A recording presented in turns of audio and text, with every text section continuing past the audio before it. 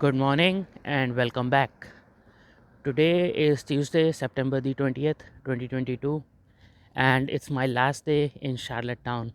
I have a flight back to Toronto at 6:30 p.m. and I have come out to explore the boardwalk one last time on this trip. I have a couple of things to do for sightseeing. One of them is a army museum, other one is a Beaconsfield house. So hopefully I could do both. It's a cold day today. I think the temperature is high 50s, and it's supposed to rain beginning noon. So hopefully I would be home by then. I have already checked out of the Airbnb, and my stuff is in the storage at the home. So I'll pick it up and call a taxi and then go to the airport. And as we talk, you can see a cruise ship has come to the city today. There was no cruise yesterday, so there will be a lot of tours going around, and the schedule of cruise ship is published in the newspaper. So at any given point in time, when a cruise is coming, how many cruises are coming. So that's the livelihood of most people here, well, besides farming and fishing, which are the major industries. I'm gonna zoom in a bit and show you the full length of the ship.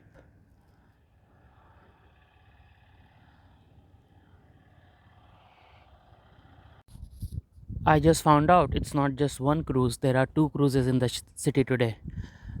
Look, if you look like further ahead, there is a cruise ship already there. So it's going to be a really busy day in the city. So I have never been on a cruise, and I didn't know how the cruises operate, especially when they port in a city. So the way it works is, at least the cruises that I have seen in Halifax and Charlottetown. So once they come to the city, let's say at 9 o'clock, they give an entire day for the passengers to roam around and explore, and then they have a fixed time of departure, let's say 7 o'clock, 8 o'clock. So people get 8 9 hours to tour the city or go to the surrounding areas. Personally, for me, that wouldn't work unless I have already been in a city, right? Let's say if I come back to Halifax on a cruise, yeah, it may work for me. Just see the specific areas which I did not see last time, or if I want to see it again, and then go back on the ship. I would personally rather take a one-way trip on the cruise and stay in the city wherever it is coming to for a few days, and then take the flight back. But that's just me. One day I would certainly like to do a cruise like that, coming to Maritimes, and I'm pretty sure there are cruises that come to Newfoundland. So who knows, maybe my next trip to Newfoundland will be on a cruise. Another thing which was surprising to me was, I always thought when cruise ships leave, there is a lot of noise of propellers and engines. You know how it would be on a regular ship. But I saw a couple of cruise ships coming in and departing over last few days, and believe it or not, if you're not looking at the cruise ship, you can tell that a cruise ship is coming or it's leaving. It's so quiet. So that was something surprising for me. Yeah, this is something also I wanted to show you. So back in the days when the ports on maritimes need to be defended, they will put guns like these at the vantage points, you know, like at an elevation. And this is just one example of that. This is right on the boardwalk, as you may be able to tell, and there are a few plaques there. I'll go up and read information and share it with you.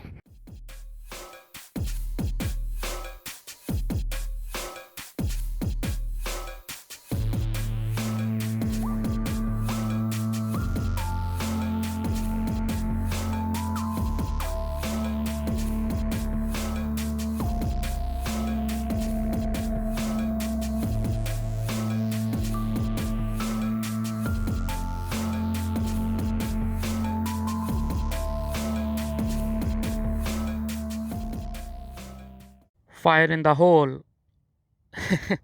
That's silly.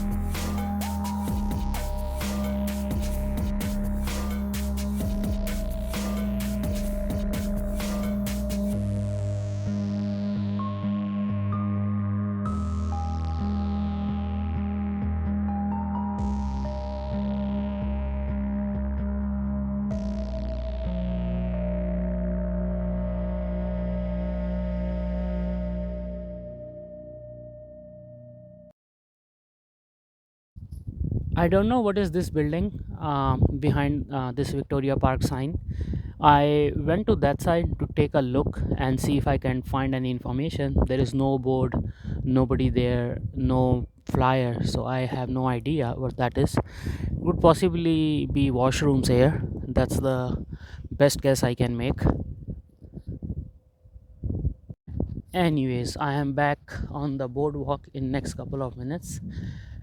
So that's the thing about coming on the boardwalk. This is my third time coming here on the boardwalk, or well, fourth time coming on the boardwalk, and I always find something exciting to shoot on the video or to take pictures of. And that's the reason it takes me at least an hour to cover the entire length of the boardwalk. Otherwise it's a 20 to 25 minutes walk. All right, how do I go down from here? Okay, I have to be a little adventurous to slide down probably.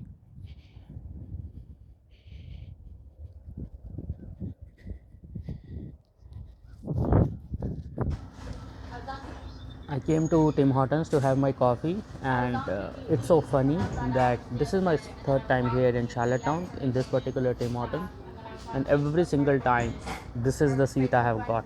It's the middle seat among these three booths. That's funny and interesting. All right, I have come to the PEI Regiment Museum, and I'm excited to be here. There are so many artifacts, the actual weaponry and the tanks. So let's.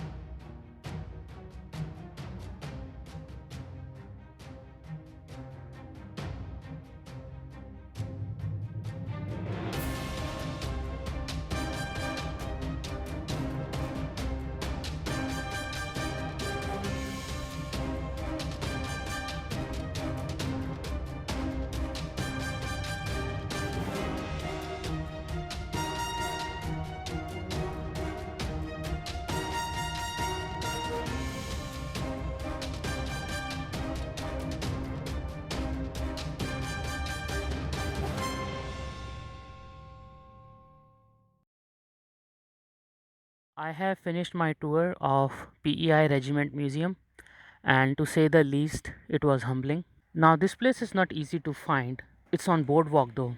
So once you are here, you enter this building and make a left. So there is a main entrance. You go inside the doors and there would be some staff from army. I'll just let them know that you are here to visit the museum. They will open the museum doors for you. Now it was my first time going in a armed forces regiment building. It was a different experience. There were people in the uniform. So out of respect, I did not take any pictures or shot the video of the regiment building from inside, and I only started taking pictures and the video which you have seen by now only after I went inside the museum. The museum is free, and it's a self-guided tour.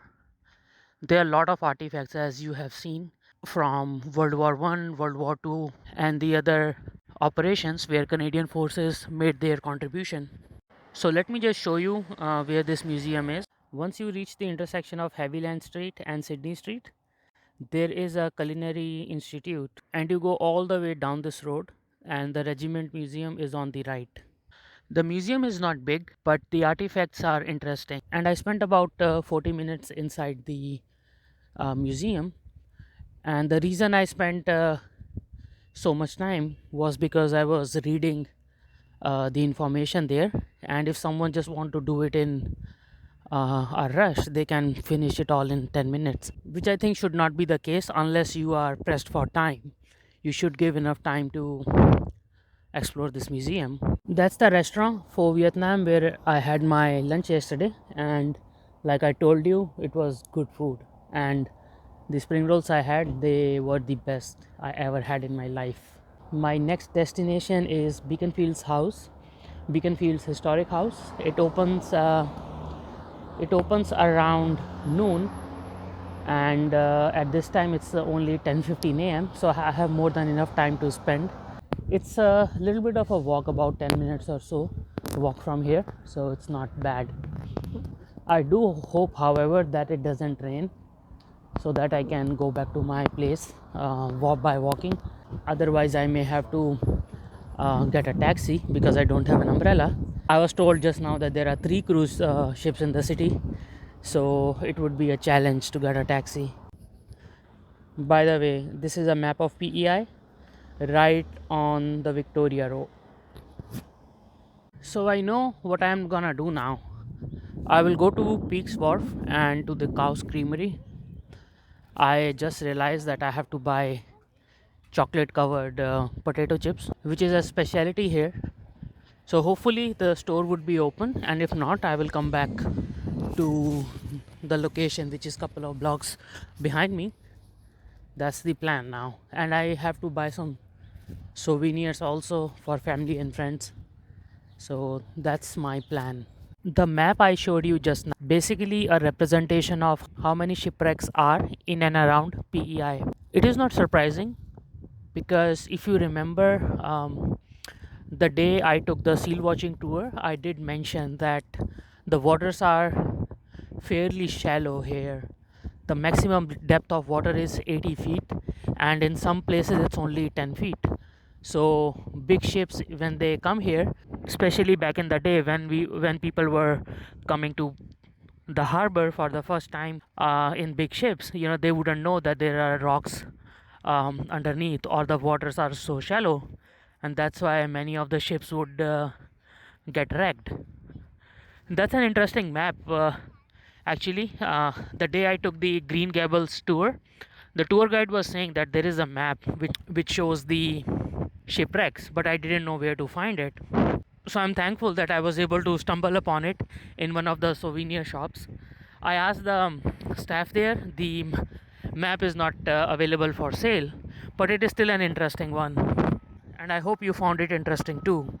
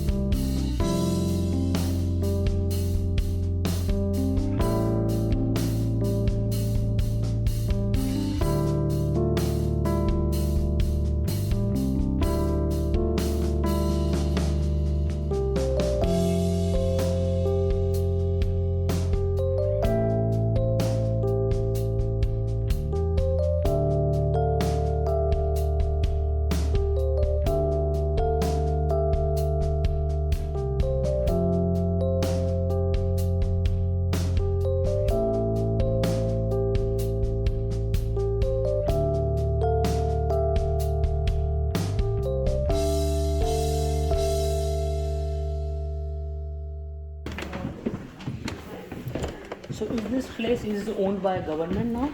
Well, it's considered non-profit, and Oh, okay. the province kind of owns it, but they only give us a little bit of money, like if Oh, we okay. need some repairs or for upkeep. Got it.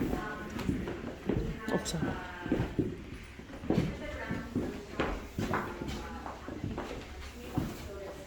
Thank you. See you.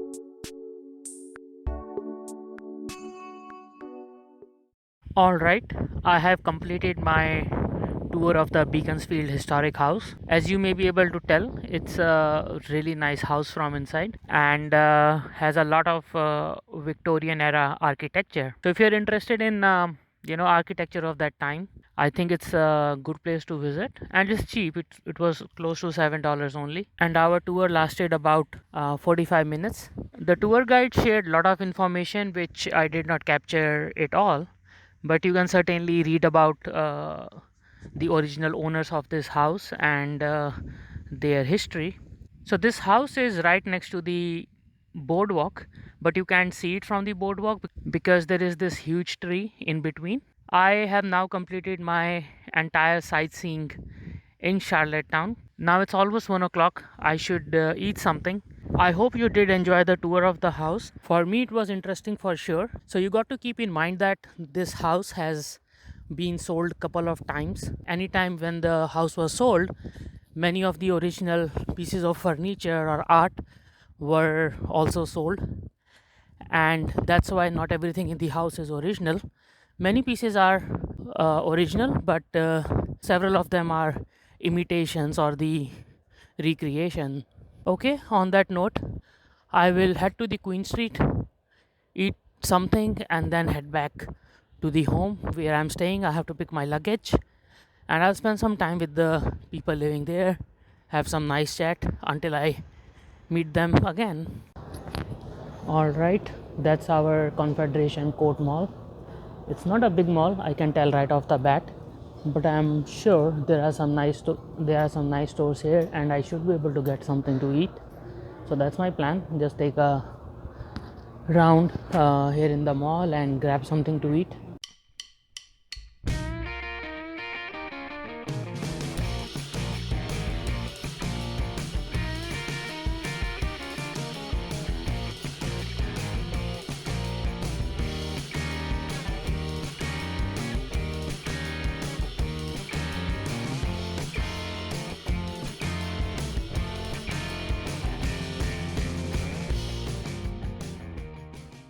As I was walking in the mall, I came across this nice store, Liquid Gold Olive Oil and Vinegars.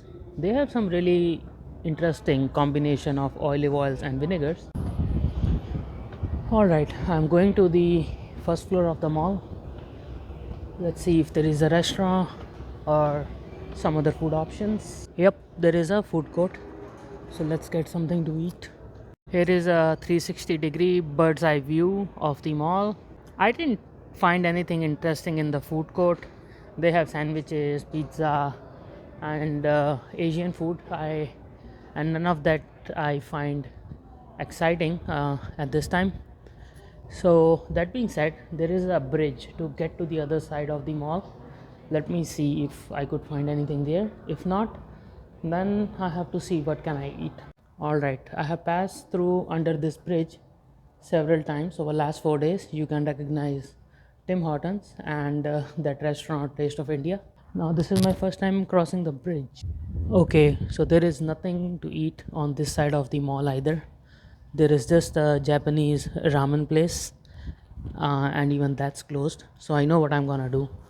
There is an Indian restaurant, not the Taste of India, the one around the corner on the left.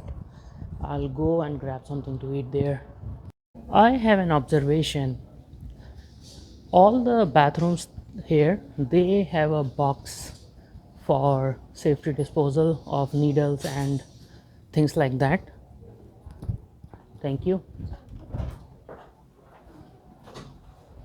Thank you.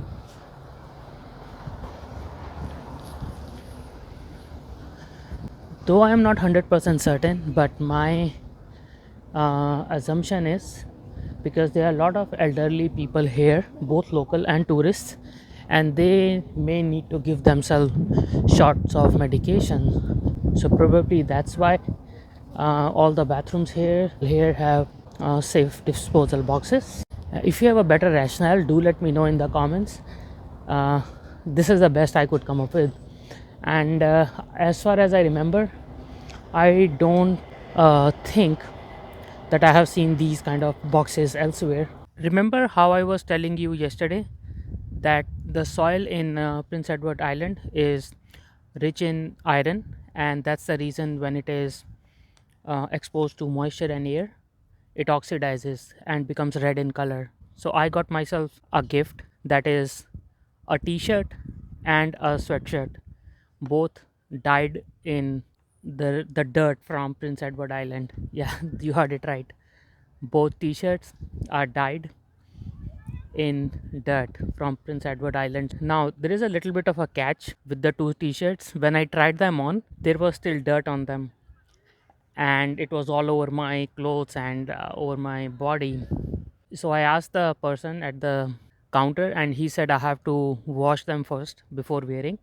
So I cannot wear them on this trip. So once I go back home, I will wash them and then wear it. But I'm excited about having a gift like that. So usually when I buy a souvenir, it's mostly a fridge magnet. But these T-shirts, I found them to be distinct and unique, and that's why I chose to buy them for myself. Welcome again. I am here at Charlottetown Airport. It's quite a small airport, and there is literally nothing for me to show you except for whatever you are seeing in the background. The inbound flight from Toronto is delayed because of bad weather, and because of that, our outbound flight is also delayed by 1 hour and 15 minutes. So I hope there are no further delays, or at least my flight doesn't get cancelled. And interesting thing, when I was doing the security check, I was the only person. There was nobody ahead of me or behind me for quite some time. I believe it's because of the flight delays, people would be coming later.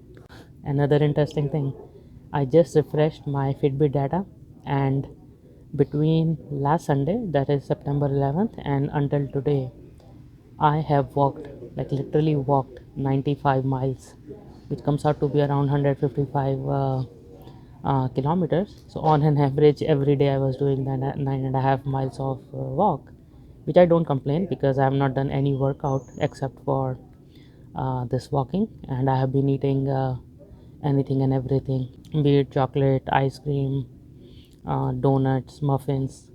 So I think all this walking to an extent makes up for all the junk food I have eaten.